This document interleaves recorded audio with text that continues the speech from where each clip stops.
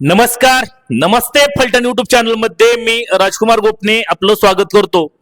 लोकसभा निवडणुकीला 2 वर्ष पूर्ण होत असतानाच आता पुन्हा एकदा 2029 साली होणाऱ्या लोकसभेच्या निवडणुकीच्या दृष्टिकोनातून वेगवेगळ्या पक्षांनी आपली तयारी सुरू केली आहे। यामध्येच 2009 साली माढा लोकसभा मतदारसंघामधून निवडणूक लढवलेले राष्ट्रीय समाज पक्षाचे संस्थापक अध्यक्ष माजी आमदार माजी मंत्री महादेवराव जानकर यांनी पुन्हा एकदा निवडणूक लढवावी असा आग्रह आता कार्यकर्त्यांमधून धरू लागलेला आहे। माजी मंत्री महादेवराव जानकर यांचा 58वा वाढदिवस नुकताच सांगोला या ठिकाणी संपन्न झाला आणि यामध्ये कार्यकर्त्यांमधून पुन्हा एकदा महादेवराव जानकर यांना मागणी केली की तुम्ही 2029 ला माढा लोकसभा मतदारसंघातून निवडणूक लढवावी अशी आग्रही मागणी करण्यात आली।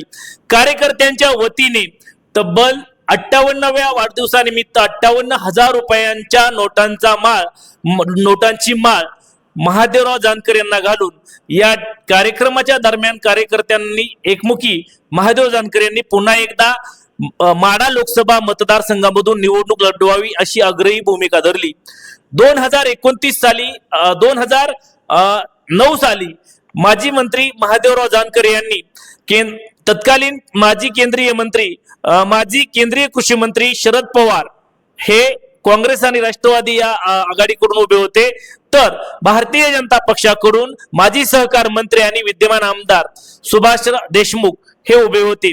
यावेळी महादेवराव जानकर यांनी स्वबळावरती निवडणूक लढवली होती आणि तब्बल 99,000 मतदान या माढा लोकसभा मतदारसंघामधून घेतले होते।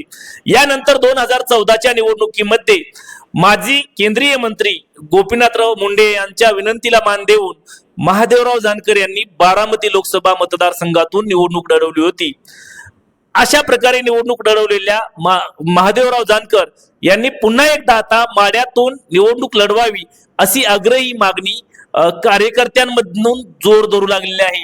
नुकत्याच झालेल्या या वाढदिवसाच्या त्यांच्या वाढदिवसाच्या अभिष्ट चिंतन सोहळ्यातही पुन्हा एकदा महादेवराव जानकर यांना आग्रही मागणी करण्यात आली। यामुळे आता माजी मंत्री राहिलेले महादेवराव जानकर आगामी काळामध्ये काय भूमिका घेणार याकडे कार्यकर्त्यांचे लक्ष लागून राहिलेले आहे।